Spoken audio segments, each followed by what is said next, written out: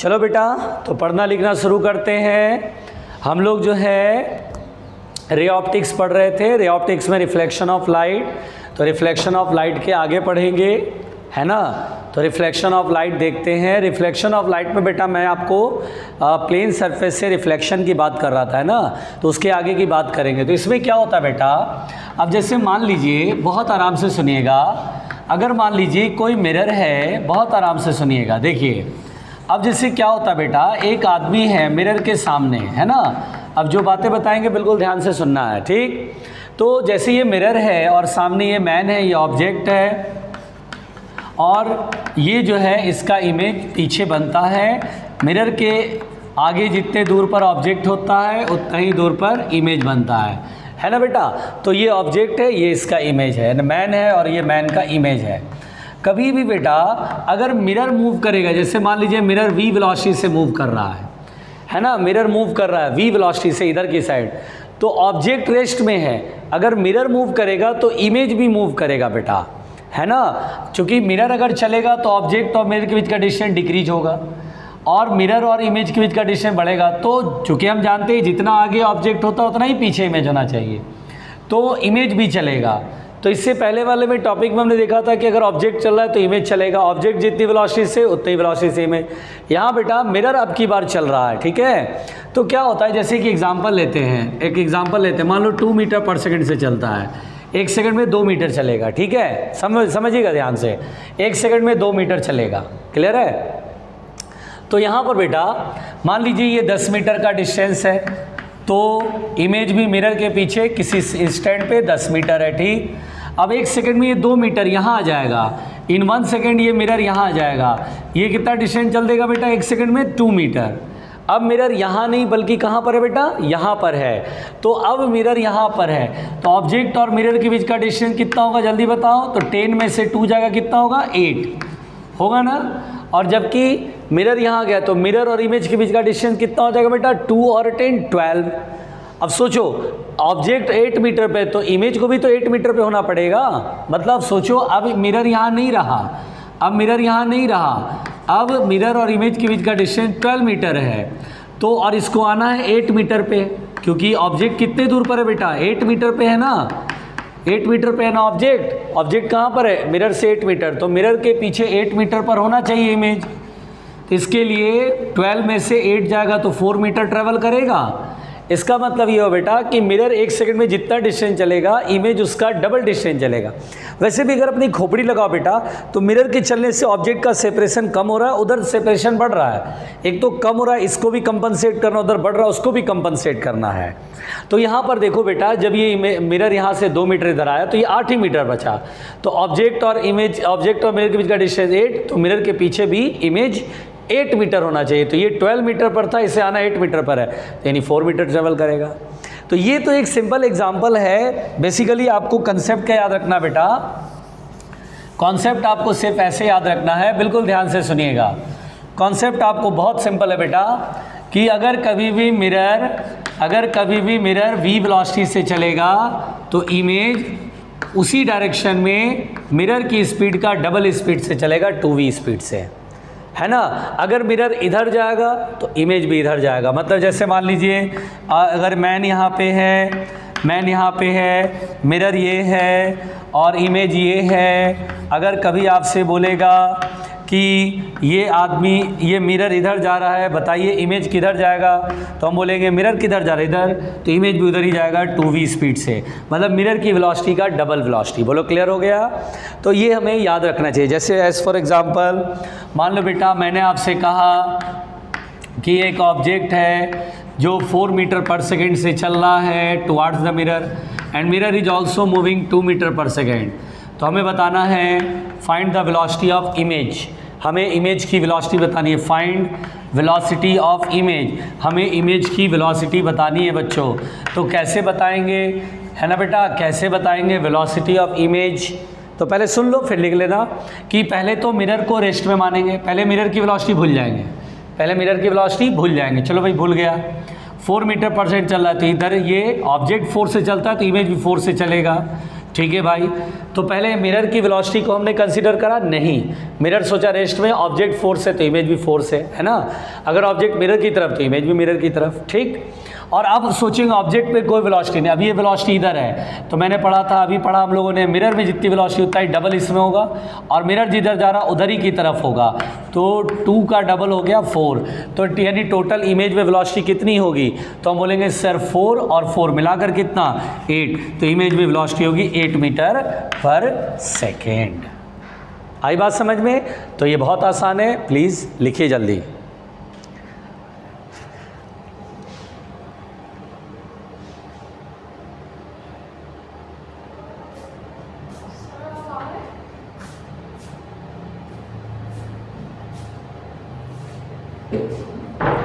ये आपने कराया?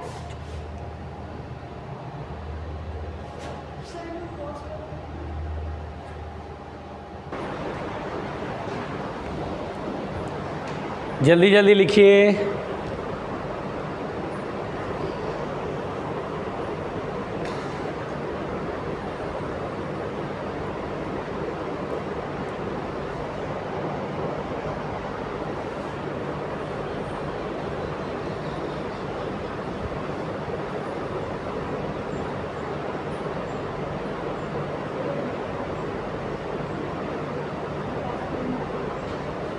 इसमें मिरर जब v वेलोसिटी चलता है, आदमी रेस्ट में यानी ऑब्जेक्ट रेस्ट में, मिरर v वेलोसिटी चलता है, तो इमेज जो होगा वो डबल वेलोसिटी से चलेगा। मतलब मिरर अगर 2 मीटर पर सेकंड से, तो इमेज 4 मीटर पर सेकंड से।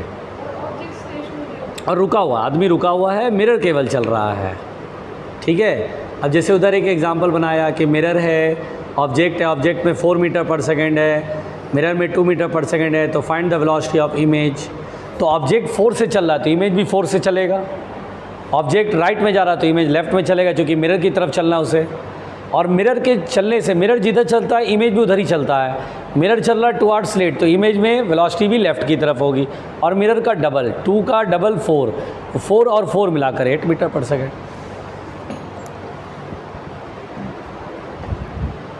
ठीक है बेटा, मिटा दो।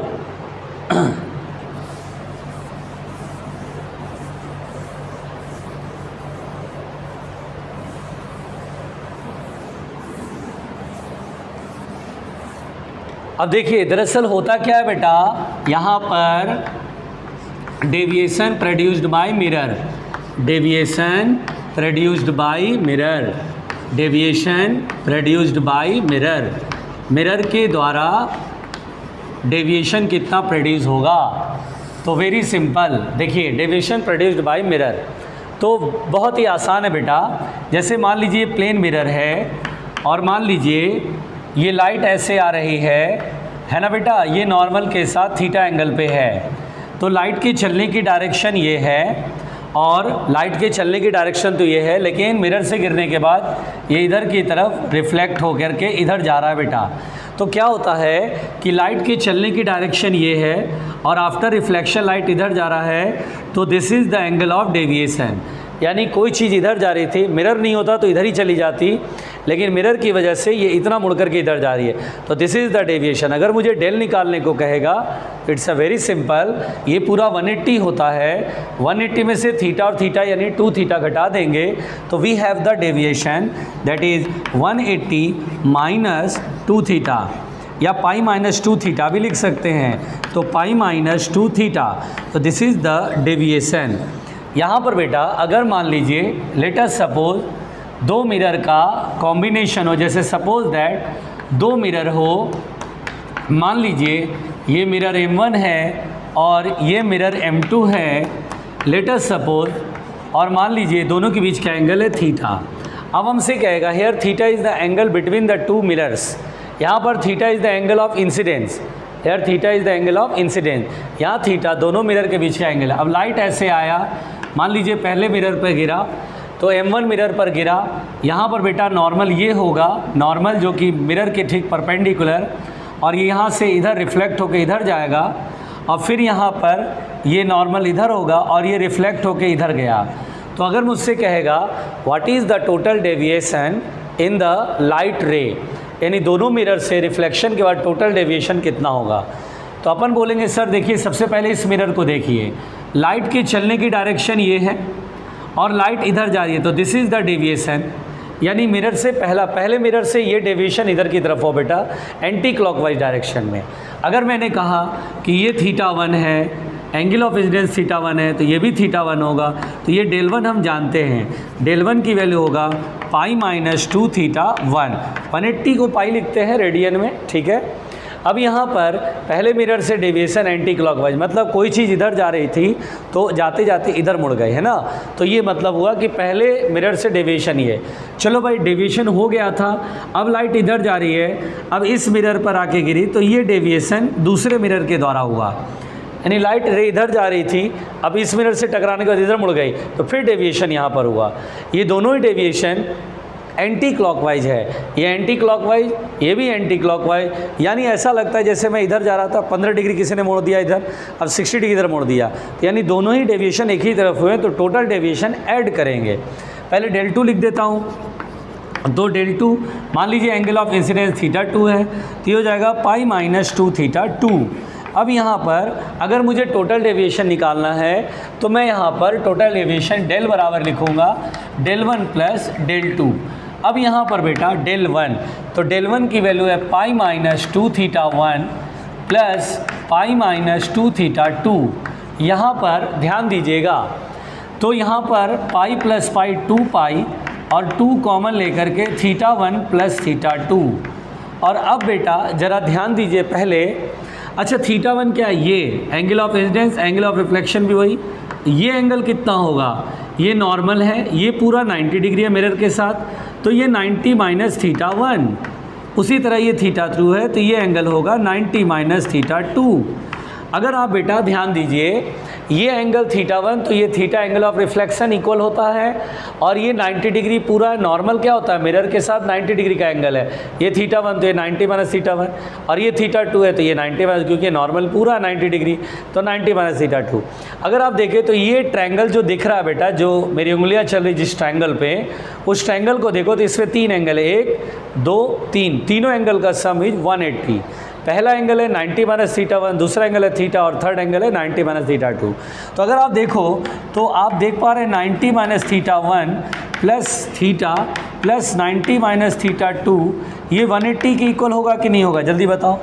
क्या ट्रायंगल के तीनों एंगल का सम 180 होता है, और 90 और 90 मिला करके कितना हो गया 180, क्योंकि 180 से कट गया, तो थीटा बराबर होगा θ1 प्लस θ2। सोचिए थीटा बराबर, θ1 उधर जाएगा माइनस θ1 प्लस में, θ2 भी उधर जाएगा। सो डेविएशन जो होगा हमारा बेटा वो होगा 2 पाई माइनस, और θ1 plus θ2 is theta. What is theta? Theta is the angle between the two mirrors, दोनों मिरर के बीच का एंगल है, तो ये आएगा 2 पाई माइनस 2 थीटा। यानी आंसर अब हम देंगे कि सर मुझे केवल 2 मिरर के बीच का एंगल चाहिए, बस डेविएशन निकाल लेंगे कि लाइट जब दोनों मिरर से रिफ्लेक्ट होगी तो उसमें जो टोटल डेविएशन होगा वो 2 पाई माइनस 2 थीटा होगा। बोलो क्लियर? अच्छा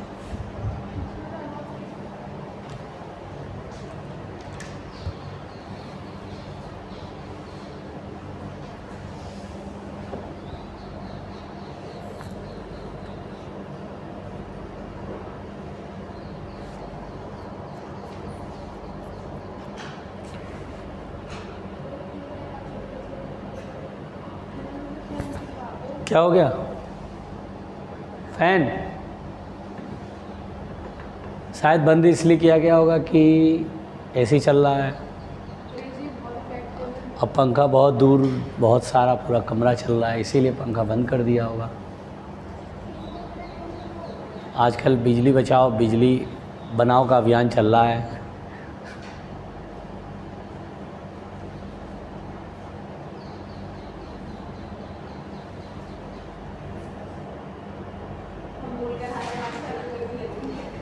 हाँ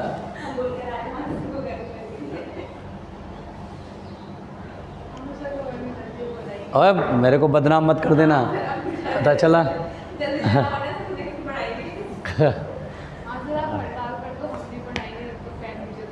तो बोलेंगे ठीक है कोई बात नहीं, कोरोना चल रहा है, बाहर निकल जाओ। अरे अरे बहुत लोग बैठे हैं बाहर बेरोजगार, वो तो बस बोल रहे हैं एक आध विकेट फिजिक्स में गिरे तो फिर हम घुसे।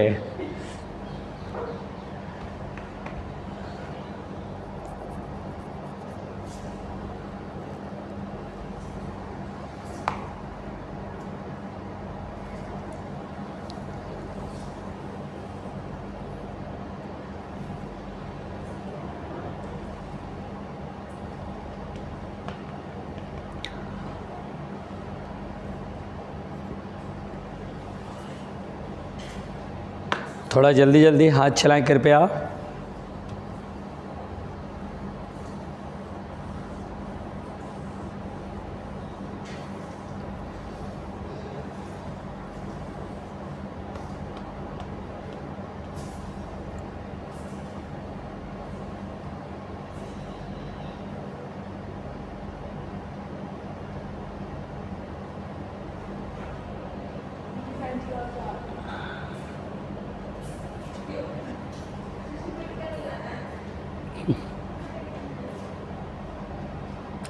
हो गया, लिख लिया?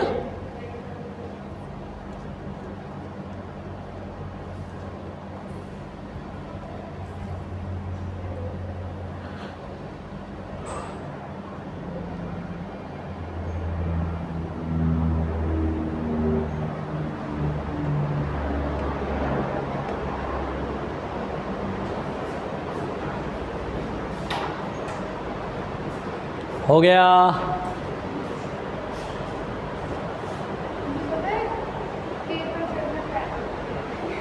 किसने बंद किया था? केबल नहीं मिले। वो अंकल को है ना, वो झाड़ू लगा रहे थे, उनको बोलते थे केबल से नहीं मिले थे।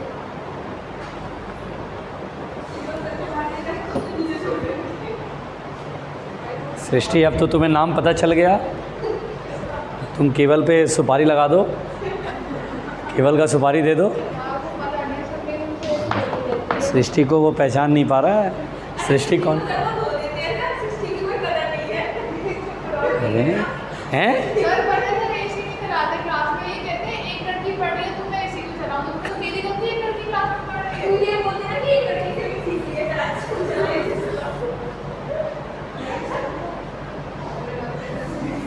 में। देखिए,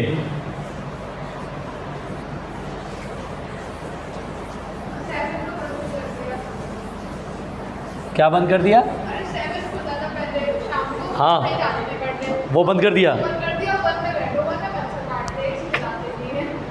खैर, कितनी कितनी से फैन लगा रखे हैं। चलिए बेटा, अब यहाँ तक हमने पढ़ा। अब जैसे मान लीजिए एज फॉर एग्जांपल, अगर मान लीजिए ऐसा क्वेश्चन हो कि दो मिरर एक दूसरे के परपेंडिकुलर है, और अगर आपसे बोले कि लाइट अगर इस पे गिराएंगे पहले मिरर पे, एक मिरर से फिर दूसरे मिरर से रिफ्लेक्शन के बाद, तो डेविएशन कितना होगा।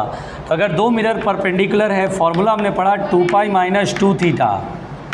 अगर आप 2 पाई को 360 डिग्री समझ लें और थीटा दोनों मिरर के बीच का एंगल 90 डिग्री में रख लीजिए, तो 360 डिग्री माइनस और 92 जा 180, यानी बेटा 180 डिग्री का डेविएशन होगा। इट मीन्स कि जैसे लाइट इस मिरर पे गिरा, उसके बाद रिफ्लेक्शन के बाद दूसरे मिरर पे गिरा और फिर यहाँ से रिफ्लेक्ट हुआ, तो एक दूसरे के एंटी पैरेलल हो जाएगा। मतलब लाइट ऐसे आ रही है और ऐसे निकल गई, एक दूसरे के एंटी पैरेलल रहेगा। अच्छा, मज़े की बात है कि एंगल ऑफ इंसिडेंस चाहे कुछ भी हो, डेविएशन इज़ ऑलवेज 180, यानी एंटी पैरेलल।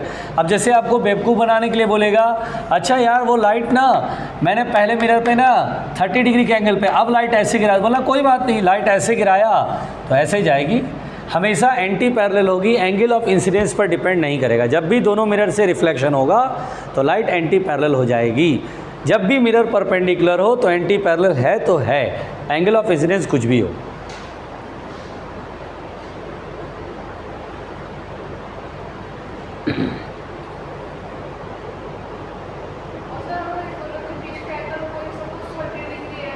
हाँ, आप दोनों मिरर के बीच का एंगल अगर बदल दोगे तो डेविएशन बदल जाएगा ना फिर।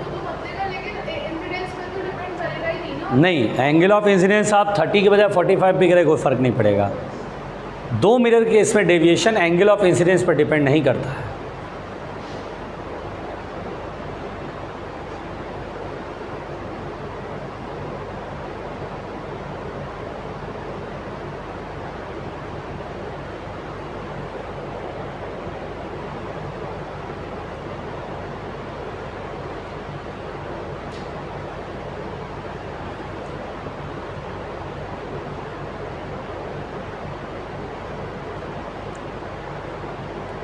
हो गया। फिर देखो बेटा,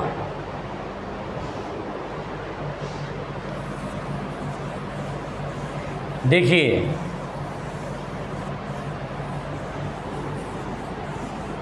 अब जैसे मान लीजिए कभी ऐसा क्वेश्चन आ जाए कि कोई बोलेगा थिक मिरर है। थिक मिरर का मतलब हुआ कोई ग्लास स्लैब है और इस ग्लास स्लैब के एक तरफ जो सरफेस है उसको मैंने पॉलिश करा, इसको बोलते हैं थिक मिरर, इसे बोलते हैं थिक मिरर। अब आपको कहेगा कि इसमें सामने ऑब्जेक्ट रख दिए, थिक मिरर के सामने ऑब्जेक्ट रख दिए। अब मान लीजिए यहाँ ऑब्जेक्ट रख दिए बेटा, अब ये जो ऑब्जेक्ट रख दिए हैं तो पहले बोलेगा कितने इमेजेस बनेंगे, कितने इमेजेस दिखाई पड़ेंगे। अगर कोई ऑब्जर्वर यहाँ पर है देखने वाला तो उसे कितने इमेजेस दिखाई देंगे और कौन सा इमेज सबसे ज़्यादा ब्राइटेस्ट होगा। तो दरअसल होता क्या बेटा, यहाँ से जो लाइट निकलेगी वो पहले इस ग्लास स्लैब के सरफेस पर गिरेगी, है ना बेटा। इसको देखते हैं, केवल इस लाइट रे को देखते हैं। अब ये तो ग्लास स्लैब के सरफेस पर गिरेगी। क्या होता है बेटा, इस सरफेस पे रिफ्रैक्शन भी होता है, रिफ्लेक्शन भी होता है। हाँ, रिफ्लेक्शन थोड़ा सा कम होगा, जैसे 100 जूल की लाइट एनर्जी है तो 90 जूल अंदर रिफ्रैक्ट हो जाएगी और 10 जूल रिफ्लेक्ट होगी। आप देखते हैं ना, कभी शोरूम के बाहर खड़े रहते हैं तो ग्लास वॉल होता है, उधर जो चीज़ें रखी वो तो दिखती है, अपनी भी शक्ल थोड़ी बहुत दिखती है, हल्की फुल्की, है ना। तो दरअसल क्या होता है बेटा, इस सरफेस पे रिफ्लेक्शन भी होता है और रिफ्रैक्शन भी होता है। क्या होता है कि मैक्सिमम एनर्जी रिफ्रैक्ट हो जाती है, अंदर चली जाती है। जैसे 100 है, थोड़ी देर के लिए 100 मान लें, 100 जूल एनर्जी है तो 90 जूल यहाँ से रिफ्रैक्ट होगी और 10 जूल जो है वो रिफ्लेक्ट होगी। अब ऑब्जर्वर यहाँ खड़ा है, देखने वाला आदमी, उसकी आंखों में रेज जाएगा, उसको 10 जूल का एक इमेज दिखाई देगा, इससे लगेगा मिरर की तरह है, इस ऑब्जेक्ट का इमेज यहाँ पीछे कहीं दिखेगा। तो पहला इमेज दिखाई देगा लेकिन उसकी ब्राइटनेस 10 जूल वाली होगी, ठीक। अब ये 90 जूल वाला फिर यहाँ रिफ्लेक्ट होकर के, क्योंकि ये मिरर है, यहाँ से रिफ्लेक्ट होगा 90 जूल, और अब बेटा इस सरफेस पर आएगा, रिफ्रैक्शन ज़्यादा से ज़्यादा हो जाएगा, रिफ्रैक्शन बहुत सारा होगा और रिफ्लेक्शन ज़रा सा होगा, क्योंकि रिफ्रैक्शन बहुत सारा, 90 में से मान लीजिए 80 जूल बाहर निकल गया और 10 जूल रिफ्लेक्ट हुआ, तो 80 जूल वाला लाइट रे जाएगा तो इसको दूसरा इमेज दिखाई देगा। पहले ये वाला रे गया तो इसको 10 जूल वाला ब्राइटनेस कम नज़र आएगी, 80 जूल वाला जो गया उससे ब्राइटनेस बहुत ज़्यादा नज़र आई, तो पहला इमेज इसको बना कम ब्राइटनेस वाला, सेकेंड इमेज 80 जूल यानी ब्राइटनेस काफ़ी अच्छा खासा। उसके बाद 10 जूल फिर यहाँ रिफ्लेक्ट होकर के आएगी, अब इधर जाएगी मान लीजिए 9 जूल, इधर 1 जूल रिफ्लेक्ट हुई, थर्ड वाला ब्राइटनेस और कम, है ना, फोर्थ वाला और कम और कम और कम। दरअसल क्या होता है बेटा, लाइट रिफ्लेक्ट होती है, बाहर निकलती रहती है, फिर आती है, फिर बाहर निकलती है, थोड़ी बहुत फिर रिफ्लेक्ट होती है, फिर बाहर निकलती है, तो इससे ये आदमी को बहुत सारे इमेजेस दिखाई देंगे, नंबर ऑफ इमेजेस दिखाई देंगे, है ना, बहुत सारे इमेज दिखाई देंगे। एक तो पहला इमेज दिखेगा, फिर इससे दूसरा इमेज, फिर तीसरा इमेज, चौथा इमेज, ऐसे करके कंटिन्यू रहता है ये। अगर आपसे कहेगा कितने इमेजेस दिखाई देंगे तो हमारा आंसर क्या होगा बेटा, इनफाइनाइट, कि नंबर ऑफ इमेजेस कितने दिखाई देंगे इस मैन को, इस ऑब्जेक्ट का कितना इमेज दिखाई देगा, इनफाइनाइट। लेकिन उसमें कौन सबसे ज़्यादा ब्राइटेस्ट होगा, तो हम बोलेंगे second image will be the brightest, second image will be the brightest. First image क्या ब्राइटेस्ट है, नो, 10 जूल एनर्जी की है, सेकंड इमेज की एनर्जी कितनी है, 80 जूल, काफ़ी अच्छा नज़र आएगा। थर्ड का 9 जूल, फिर उसके बाद 6, 5, 4, 4.1, 0.2 ऐसे ही चलता रहता है, तो हम बोलेंगे second image will be the brightest, है ना बेटा। तो कभी भी अगर इस तरह का थ्योरेटिकल सवाल आता है जिसमें बोलता है थिक मिरर के सामने कोई ऑब्जेक्ट रख दिया तो हमें कितने इमेजेस दिखाई देंगे, तो हम बोलेंगे इनफाइनाइट इमेजेस, उनमें कौन सबसे ज़्यादा ब्राइटेस्ट होगा, तो हमारा आंसर होगा second image will be the brightest. तो हम इसमें सिंपली सी बात है, ये तो 80 जूल मैंने अपनी तरफ से आपको लिख दिया है आपके समझाने के लिए। तो दरअसल क्या होगा बेटा, थिक मिरर के सामने ऑब्जेक्ट को रखते हैं आप, ठीक है, थिक मिरर के सामने ऑब्जेक्ट को आप रखते हैं, ठीक है, तो कितने इमेजेस बनेंगे बेटा, तो बोलते हैं infinite images forms, infinite images forms forms in which second image will be brightest।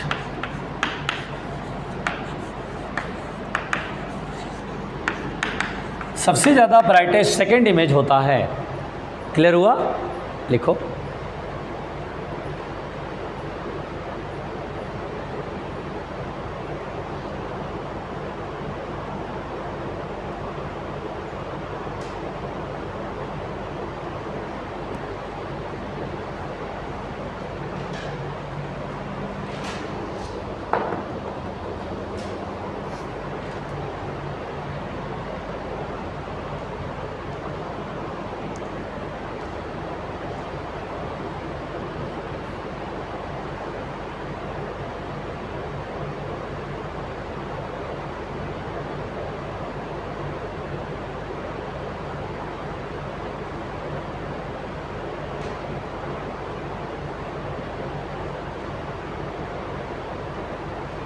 मिटाएं।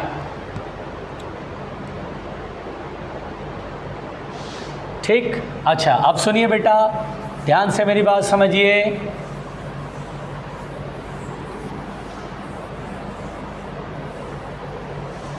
ध्यान दीजिए। अब देखिए बेटा, मिरर के केस में आपने बहुत सारी बातें सीख लिया, बहुत सारी बातें समझ लिया। अब यहाँ पर बेटा ऐसा करते हैं, image formed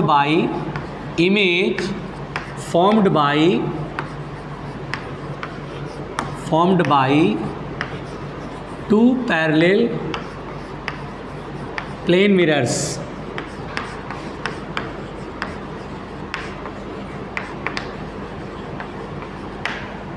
image formed by two parallel plane mirrors, है ना बेटा। तो यहाँ पर बेटा दो पैरेलल प्लेन मिरर्स है, उनके द्वारा जो इमेज बनते हैं वो हमें पढ़ना है। दरअसल क्या होता है बेटा, अगर आप ठीक से गौर से समझो तो ये दो प्लेन मिरर मैं यहाँ पर बोर्ड पे बना रहा हूँ, है ना बेटा। ये mirror M1 let us suppose, और ये दो मिरर पैरेलल एक दूसरे के, है ना बेटा। सबसे पहली बात, आपने कई बार ये देखा होगा ऐसे, जैसे कि बार्बर शॉप पे सैलून में हम जाते हैं तो मिरर के सामने हम बैठते हैं, पीछे एक और मिरर लगा देते हैं, जैसे ही देखते तो मुझे बहुत सारी इमेजेस दिखाई देती है। या अक्सर कपड़े के चेंजिंग रूम में आप देखते हैं मिरर्स बहुत सारे लगाते हैं पैरेलल, तो बहुत सारे इमेजेस बनते हैं, है ना। तो बेसिकली क्या होता है बेटा कि जैसे यहाँ पर दो प्लेन मिरर से एक दूसरे के पैरेलल है, ठीक है।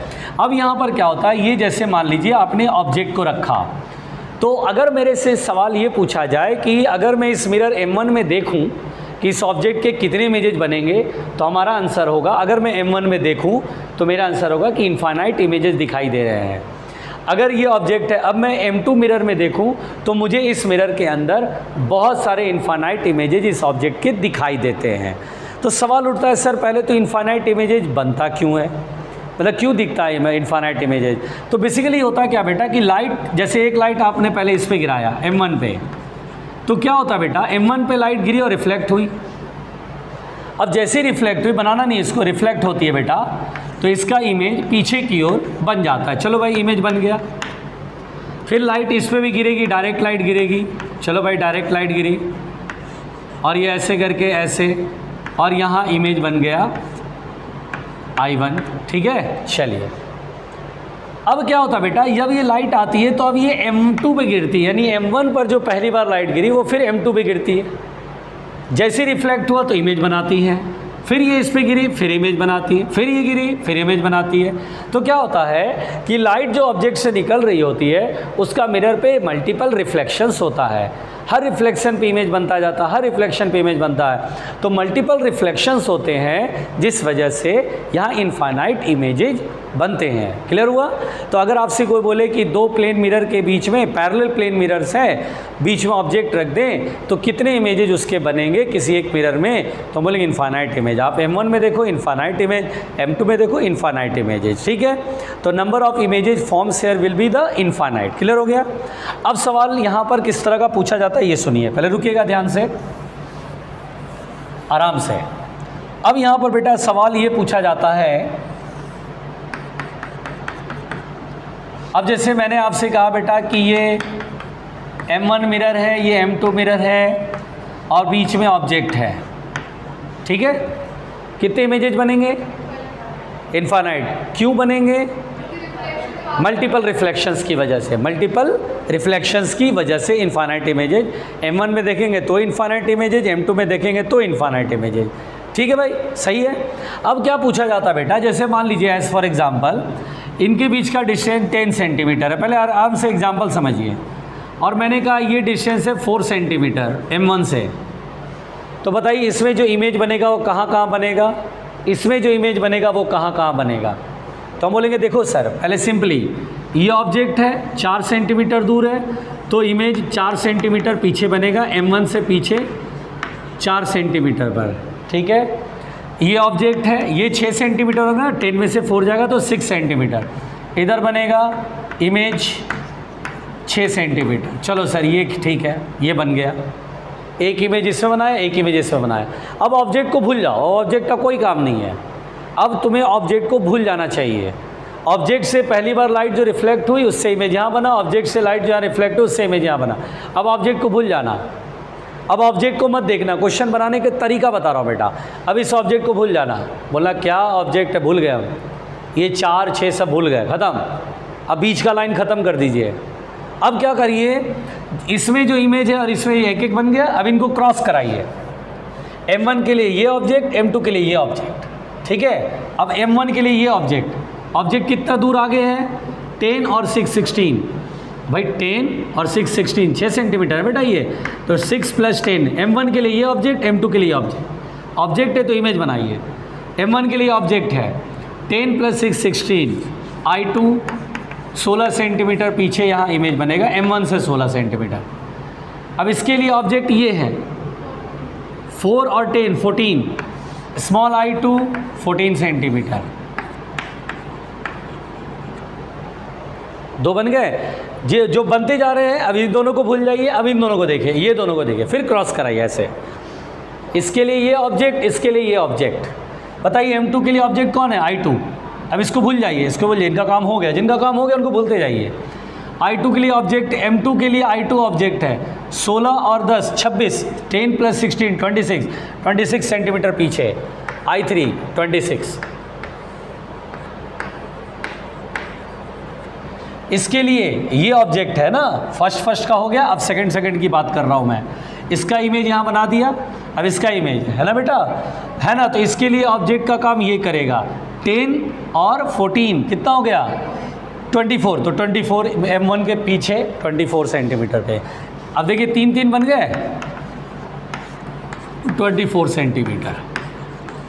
इस तरह से सीक्वेंस जारी रखेंगे। बोलो clear.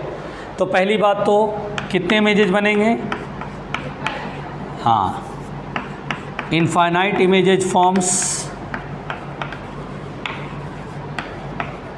Due to multiple reflection, due to multiple reflection. पहुँचो बेटा, और ये 10 और 4 वाला लिख लेना, ये पूरा एग्जाम्पल ही लिख लो।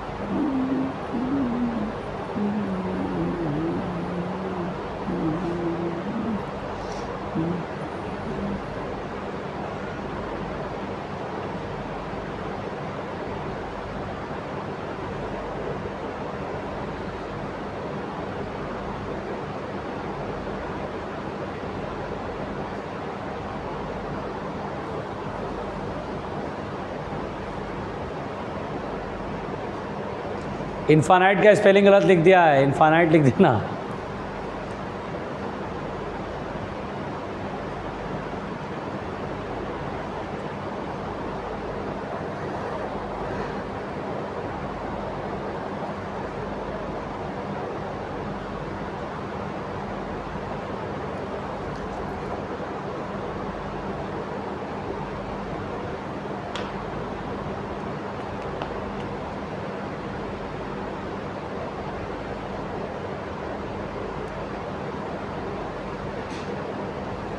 हो गया, चलो मिटाते हैं।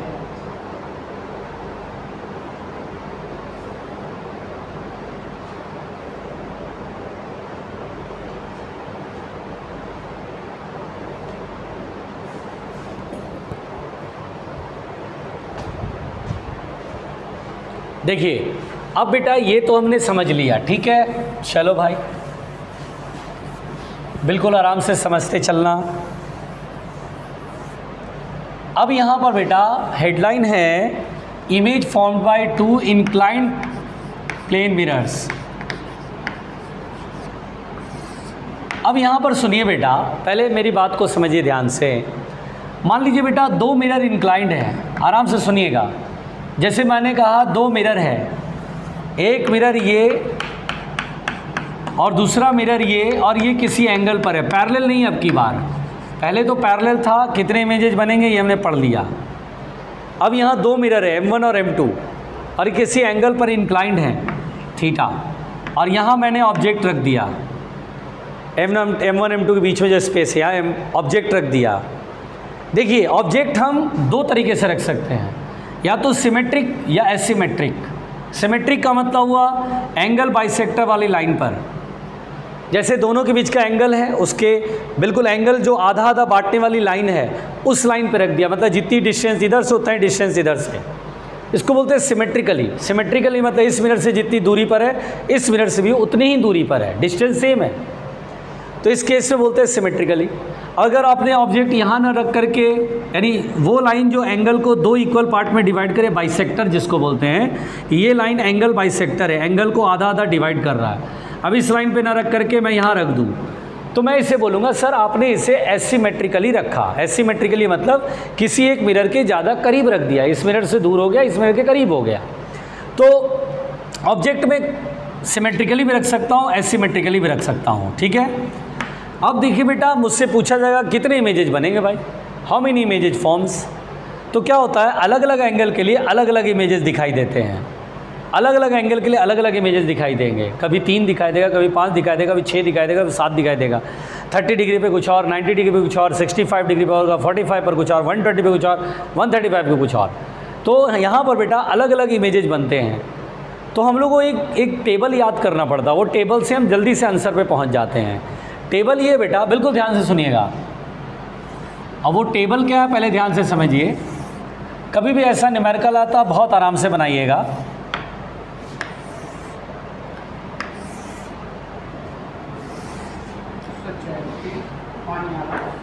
हाँ पहले पानी भेज दे।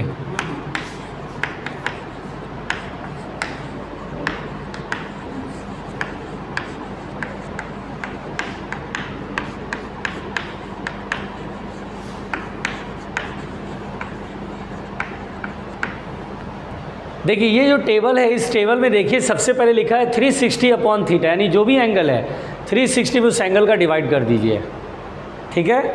जो भी नंबर आएगा उस नंबर को मैंने n कहा। जैसे 30 डिग्री है तो 360/30 120 आ गया n की वैल्यू, सॉरी 12 आएगा, 12 आएगा।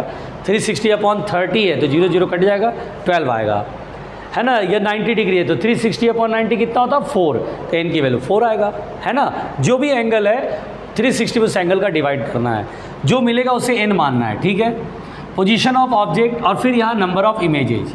देखिए बेटा अगर डिवाइड करने पर आपको इवन नंबर मिला, इवन नंबर का मतलब क्या हुआ 2 4 6 8 10 12 ये वाला, अगर इवन नंबर मिला तो ऑब्जेक्ट चाहे कहीं भी रखा हो, चाहे ऑब्जेक्ट सिमेट्रिकली रखा हो या चाहे ऑब्जेक्ट M1 के करीब या M2 के करीब हो, कहीं भी हो, सिमेट्रिक हो या एसिमेट्रिक हो, डजेंट मैटर।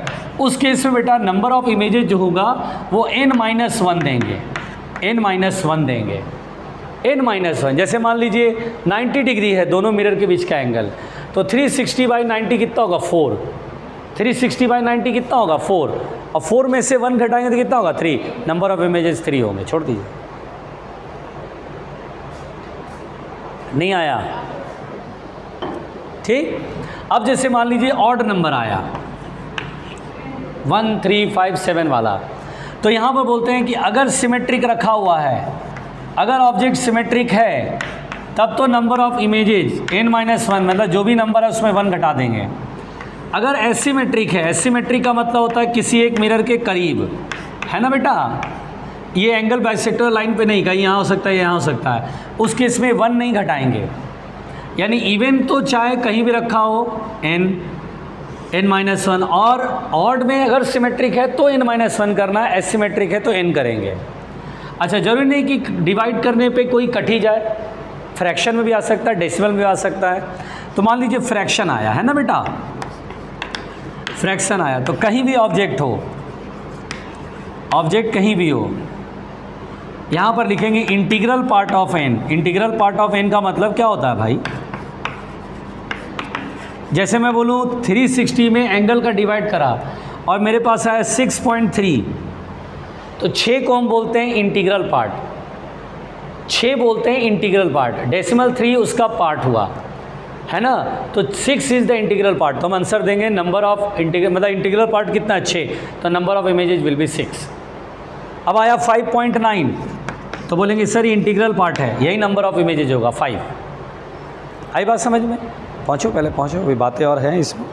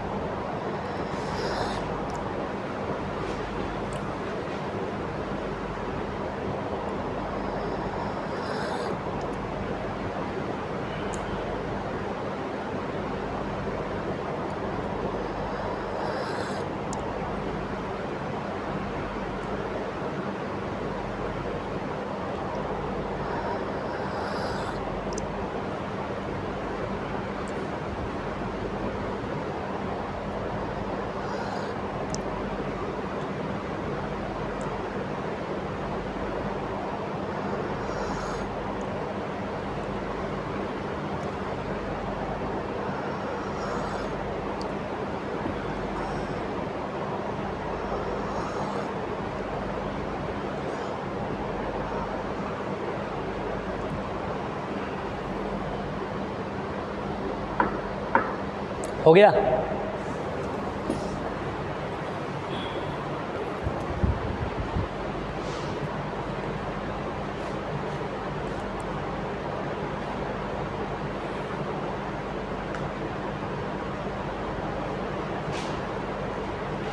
देखिए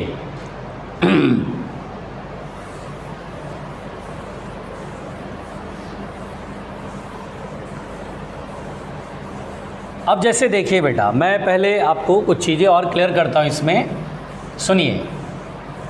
देखिए जैसे मान लीजिए बेटा, बहुत आराम से समझिएगा। देखिए जैसे पहले आप ऐसे कॉमन सेंस लगा करके इस सवाल को बनाइए, फिर फॉर्मूले से जो टेबल बनाया उससे करेंगे। 2 मिरर परपेंडिकुलर है, ठीक है? 2 मिरर परपेंडिकुलर है। हमसे कहा कि ये ऑब्जेक्ट है भाई, सिमेट्रिकली रखा हुआ है। सिमेट्रिकली मतलब 90 डिग्री का ये जो एंगल है 45 पे डिवाइड हो गया, तो हम बोलते हैं सिमेट्रिकली रखा है। चलो सर नंबर ऑफ इमेजेस बताओ कहाँ कहाँ बनेगा। तो हम बोलेंगे देखिए सर, पहली बात तो इस मिरर को देखिए, ये मिरर M1 M2 मान लीजिए, मिरर M1 मान लीजिए। पहले इस मिरर को देखिए, इस मिरर के सामने ऑब्जेक्ट है, इमेज किधर बनता है? तो हमेशा ऑब्जेक्ट और इमेज को मिलाने वाली लाइन मिरर के परपेंडिकुलर होती है, हम जानते हैं। तो ये मिरर है, ये ऑब्जेक्ट है, इसी लाइन को आगे बढ़ाएंगे, इमेज कहीं यहाँ बनेगा ऐसे इमेज, ठीक है भाई? चलो एक इमेज यहाँ बन गया। अब M2, इसके सामने ये ऑब्जेक्ट है, इमेज ठीक इसी लाइन पे पीछे बनेगा, तो 2 इमेजेज बन गए, ठीक है बेटा? अब सोचिए, ये जो इमेज बना मतलब यहाँ से जो लाइट निकला ऐसे गिरा लाइट, और रिफ्लेक्शन के बाद ये इमेज बना होगा। ऐसे ही बनता है ना इमेज, ये लाइट यहाँ से निकली, इस मिरर से रिफ्लेक्ट हुई, तब जाके इमेज बना। ये वाली लाइट तो निकल गई, कोई दिक्कत नहीं। ये जो लाइट आ रही है बेटा, ये जो लाइट आ रही है वो इस रिफ्लेक्शन के बाद इधर गई और ये इमेज यहाँ बना, ठीक है? ये जो लाइट आ रही है वो इस मिरर पर गिरेगी, M2 पर गिरेगी ना। तो आप सोचिए, ये लाइट जो मिरर M2 पे गिरेगी वो M2 को लगेगा भी लाइट आई कहाँ से, ये कहाँ से आ रही है? तो ये यहाँ से आ रही है। अच्छा, तो मिरर के लिए ऑब्जेक्ट हो जाएगा। तो अभी जैसे समझाया, plane mirror, 2 parallel plane mirror थे, ऑब्जेक्ट से इमेज बना दिया एक एक। अब दोनों के लिए इमेज ऑब्जेक्ट की तरह बनना है। जैसे समझिए, अब इसको ऐसे समझिए, देखिए बेटा ऐसे समझिए, ये ऑब्जेक्ट यहाँ पर है, एक इमेज यहाँ बनाया, एक इमेज यहाँ बन गया, ठीक है ना। अब आप सोचो, अब इस ऑब्जेक्ट को भूल जाओ, इस ऑब्जेक्ट को भूल जाओ। इसका जो इमेज है, इस मिरर में जो इमेज बना हुआ है, कौन है इमेज बेटा? I2। वो इसके लिए ऑब्जेक्ट का काम करेगा, वो इसके लिए ऑब्जेक्ट का काम I2 करेगा। और इसके लिए इस मिरर का जो इमेज है वो इसके लिए ऑब्जेक्ट का काम करेगा। नहीं आया? अभी ऐसे समझाया था, दो मिरर है, एक एक इमेज बन गया, तो हम लोगों ने क्या बताया था? क्रॉस करो। अब इसके लिए ये ऑब्जेक्ट और इसके लिए ये ऑब्जेक्ट, तो यहाँ पर परपेंडिकुलर हो गया। अब क्या दिखा? जैसे समझो, इस मिरर में जो इमेज बनता वो दूसरे के लिए ऑब्जेक्ट का काम करता है, इस मिरर में जो इमेज बनता वो इसके लिए ऑब्जेक्ट का काम करता है। सिंपल कहानी, वो यहाँ लगाओ। इस मिरर में जो इमेज बना वो इस मिरर के लिए ऑब्जेक्ट का काम करेगा। अरे यार, और इस मिरर में जो इमेज बना, इस मिरर में इमेज कौन सा? I1, वो इसके लिए ऑब्जेक्ट का काम करेगा। अब सोचिए, I2 किसके लिए ऑब्जेक्ट का काम करेगा? M2 के लिए कि M1 के लिए? दिमाग लगाइए, खोपड़ी इस्तेमाल कीजिए। M1 के लिए। M1 के आगे ये ऑब्जेक्ट यहाँ पर है। हम जानते हैं इस मिरर को ऐसे लाइन बना दीजिए, ऐसे परपेंडिकुलर लाइन खींच दीजिए, यहाँ पर कहीं इमेज बनेगा? अरे बनेगा कि नहीं बनेगा? ये मिरर है, मिरर और लाइन आगे खिसका देते हैं, ऑब्जेक्ट है, ऑब्जेक्ट और मिरर का लाइन परपेंडिकुलर है मिरर के, उसी लाइन पर इमेज पीछे बनता है, बन गया। अच्छा, ये किसके लिए ऑब्जेक्ट का काम करेगा? M1 के लिए कि M2 के लिए? ये किसके लिए ऑब्जेक्ट का काम करेगा? M2 के लिए, है ना। तो M2 के लिए तो इस लाइन को बढ़ाएंगे आगे, इसके लिए ऑब्जेक्ट का काम ये कर रहा है, तो इमेज पीछे यहाँ बनेगा। एक्चुअली जो कोने वाला इमेज होता है बेटा, वो एक दूसरे के ऊपर बनता है ऐसे।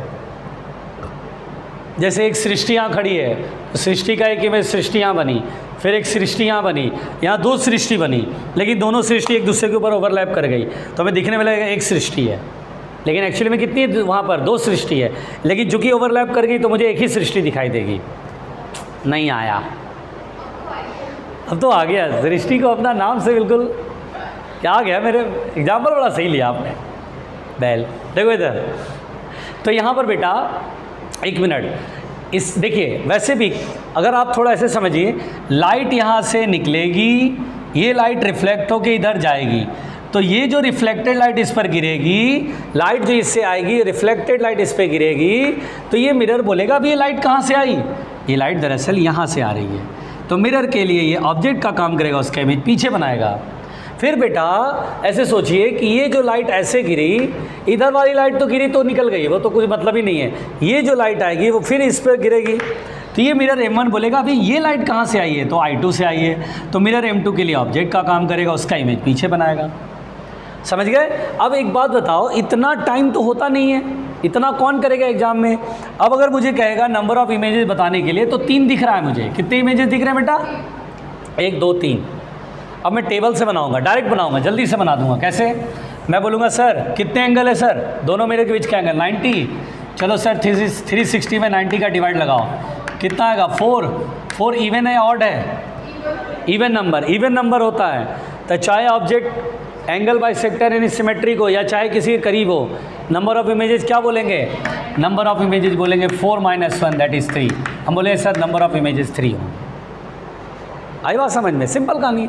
बजाय इतना मेहनत करने के हम टेबल से ना बना ले क्वेश्चन। अच्छा, मज़े की बात है, एक चीज़ और समझना बेटा, ऑब्जेक्ट और ये तीनों इमेज, यानी 2 मिरर जब परपेंडिकुलर होते तो 3 इमेज बनता है। अगर इसको सेंटर मानते हुए और इसको रेडियस मानते हुए अगर मैं एक सर्कल प्लॉट करूं बेटा, तो जितने भी इमेजेज बनेंगे वो सब इसी सर्कल के सरकमफ्रेंस पे बनेंगे, इसी सर्कल के सरकमफ्रेंस पे बनेंगे।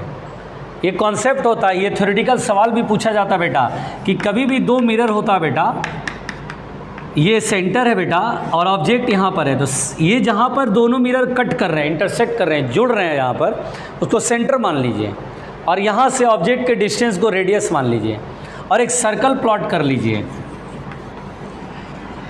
सर्कल प्लॉट कर लीजिए। तो जितने भी इमेजेज बनेंगे 2 3 4 5 6 वो सब इस सर्कल के सरकमफ्रेंस पर ही बनेंगे, जैसे यहाँ इस सर्कल के सरकमफ्रेंस पे बने। और मज़े की बात है, यहाँ टोटल 4 इमेज बनता है, 1 2 और यहाँ पर 3 और 4 जो कि मर्ज होकर के हम गिनती में 1 बोलते हैं, बनता 4 है, लेकिन गिनती में हम लोग कितने बोलेंगे? 1 ही बोलेंगे क्योंकि दिखाई तो 1 ही देगा। तो 1 2 3, लेकिन बनता टोटल 4 है। ठीक है, इसीलिए मैं एक घटाता हूँ। क्यों घटाता हूँ? क्योंकि ये जो इधर वाला इमेज है वो एक के ऊपर दूसरा इमेज बनता है, तो मुझे घटाना पड़ता है क्योंकि वो गिनती में एक ही नज़र आते हैं। बोलो क्लियर? यहाँ दो सृष्टि मर्ज कर गई लेकिन दिखाई एक ही सृष्टि देगी। ये एक सृष्टि के ऊपर दूसरी सृष्टि आ गई। नहीं आए समझ में? क्लियर हुआ? लिखो ये लिखो, स्टार मार के लिखो।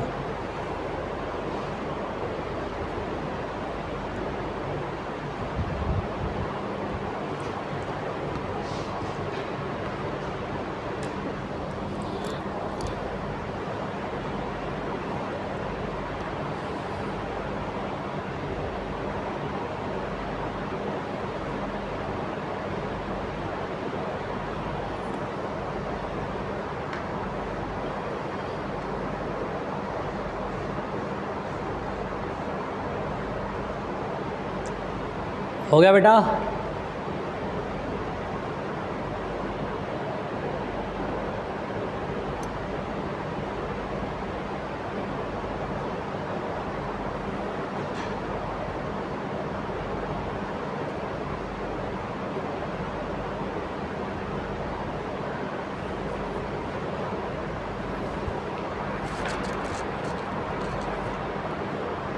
हो गया? एक क्वेश्चन लिखोगे? एक क्वेश्चन लिखो तो।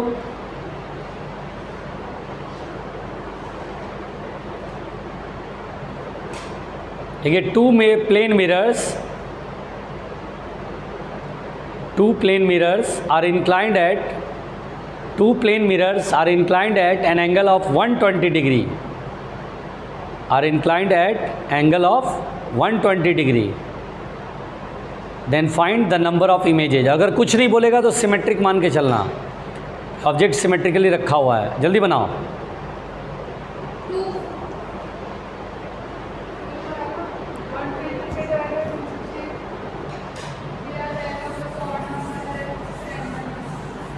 अच्छा, ऐसा क्या?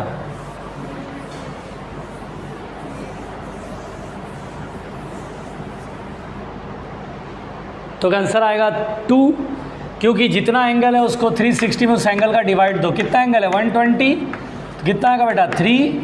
और 3 ऑड नंबर है, ऑड नंबर, तो फिर देखना पड़ता है सिमेट्रिकली रखा कि एसिमेट्रिकली रखा। अगर कुछ नहीं बोले तो क्या बोलना है हमें? सिमेट्रिकली।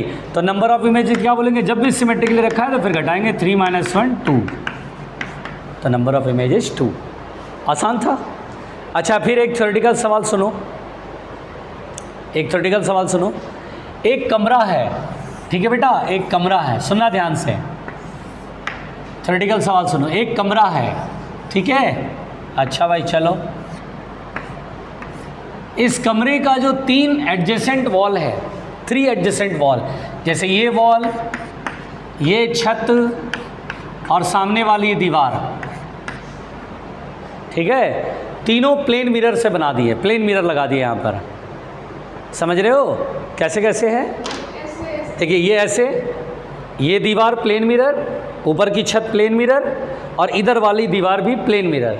तो कितने प्लेन मिरर हुए? 3, और तीनों एक दूसरे की म्यूचुअली परपेंडिकुलर। अब बीच में एक आदमी यहाँ पर है,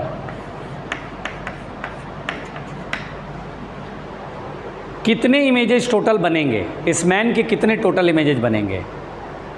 तो आंसर कैसे देंगे? सुनो, इस मैन के टोटल 7 इमेजेस बनेंगे, 7 इमेज। देखो कैसे, देखो कैसे, रुको जरूर सृष्टि, देखो कैसे, देखो, एक मिरर ये, दूसरा मिरर ये, और इधर आदमी एक खड़ा बीच में, ठीक है। तो जब 2 मिरर परपेंडिकुलर है तो कितने इमेजेस बनते हैं पीछे बेटा? 3। अभी पढ़ा था ना, 2 मिरर परपेंडिकुलर होते हैं और बीच में ऑब्जेक्ट है, तो कितने इमेजेस बनेंगे? 3, 1 2 और 3 इधर कोने में। अरे यार, बनेगा नहीं बनेगा? जल्दी बताओ। 2 मिरर परपेंडिकुलर है, बीच में आदमी, कितने इमेजेस बनेंगे? 3। अब ऊपर जो मिरर लगा है उसके सामने 4 लोग हैं, कैसे? एक ऑब्जेक्ट, और इधर के जो 3 इमेजेस भी इस मिरर में बने वो इस मिरर के लिए तो ऑब्जेक्ट का ही काम करेंगे। तो 1 2 3 4 तो ऊपर 4 इमेजेस बनेंगे, तो 4 ऊपर और 3 इसमें, कितने हो गए? 7। नहीं आया, नहीं आया। हाँ, आ फिर से। ये 2 मिरर परपेंडिकुलर है, आदमी यहाँ है, कितने इमेजेस बनेंगे? 3, 1 2 3, अभी बनाया। 2 मिरर परपेंडिकुलर होते हैं, इमेज 3 बनेंगे। 3 बन गए। अब सोचो ऊपर जो मिरर लगा है उससे, उसके लिए ये भी ऑब्जेक्ट है, पीछे जो इसमें बना वो भी ऑब्जेक्ट है, ये भी ऑब्जेक्ट है, ये भी ऑब्जेक्ट। कितने लोग हैं सामने, मिरर के सामने कितने लोग हैं? 1 2 3 4, 4 लोग का इमेज 4 ऊपर बनेगा। तो टोटल ऊपर 4 और नीचे 3 मिला के कितना? 7, टोटल 7 इमेजेज।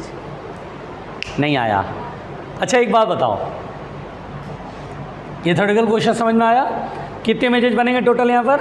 7। अच्छा फिर एक क्वेश्चन, मान लो बेटा 2 मिरर परपेंडिकुलर है, एक आदमी यहाँ पर राइट हैंड से कॉम्ब कर रहा है, अपने बालों में राइट हैंड से कॉम्ब कर रहा है ऐसे, तो कौन सा इमेज होगा जो राइट हैंड से ही कॉम्ब करेगा? दरअसल क्या होता है, मिरर के सामने खड़े रहते हो ना तो लेटरल इन्वर्जन होता है, मतलब राइट से कॉम्ब करोगे तो इमेज लगेगा लेफ्ट से कॉम्ब कर रहा है, ऐसा होता है ना? हाँ, तो देखो कितने इमेजेस पहले बनेंगे इस आदमी के? 3, 1 2 3 ऐसे बनेंगे। ये मिरर राइट का लेफ्ट बना देगा, यानी ये राइट है तो ये लेफ्ट बना देगा, और ये राइट है तो यहाँ लेफ्ट बना देगा। अब ये जो इमेज बनता है वो डायरेक्ट इसका तो नहीं बनता है, बल्कि इसका इमेज ये बनता है या इसका इमेज ये बनता है, दोनों मर्ज हो जाता है ना। तो जब इसका इमेज बनेगा तो इमेज जब भी बनेगा तो लेटरल इन्वर्जन होता है, लेफ्ट का राइट, राइट का लेफ्ट हो जाता है। तो लेफ्ट का राइट, इसका भी लेफ्ट का राइट, यानी ये वाला जो इमेज होगा, जो मिरर के इंटरसेक्शन पॉइंट जहाँ मिरर जुड़ रहे उधर की तरफ जो इमेज बनेगा वो आपको राइट हैंड से कॉम्ब करता हुआ दिखाई देगा। नहीं आया समझ में? थोड़ा थोड़ा आया? कहानी समझ में आ गई? तो ये reflection from plane surface complete हो गया, reflection from plane surface complete हो गया। तो बाकी बातें करेंगे कल। स्फेरिकल मिरर है जो कि नेक्स्ट एपिसोड में स्फेरिकल मिरर चलेगा, ठीक है? वो भी 2 से 3 क्लास में कंप्लीट हो जाएगा स्फेरिकल मिरर।